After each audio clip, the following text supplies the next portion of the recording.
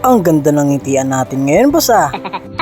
At ang dahilan kung bakit napakasaya ko ngayon sa bilang na 3, 2, 1. Good day sa inyo mga kaayos. Sabi ko na nga ba na magiging maganda ang umaga ko ngayon.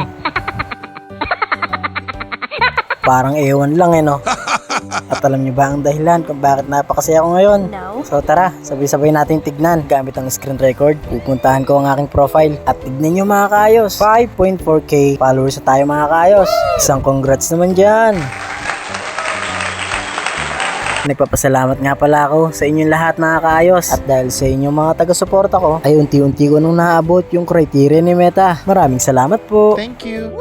At pupuntahan ko naman ngayon ang monetization at pupuntahan ko naman yung stream ads. At dito na makikita kung naka-check na yung criteria para sa 5,000 followers. So yun na nga mga kaayos at naka-check na. At ang kulang na ng criteria ay itong 60k minute views. At kapag napuno na ito mga kaayos ay pasok na tayo sa criteria sa in-stream ads. Huwag sana kayong magsawang sumuporta mga kaayos. At patuloy sana kayong manood ng aking ilalabas na mga video. At huwag din kalimutan mag-like, mag-comment at mag-share ng aking mga video. Maraming salamat po sa inyong lahat.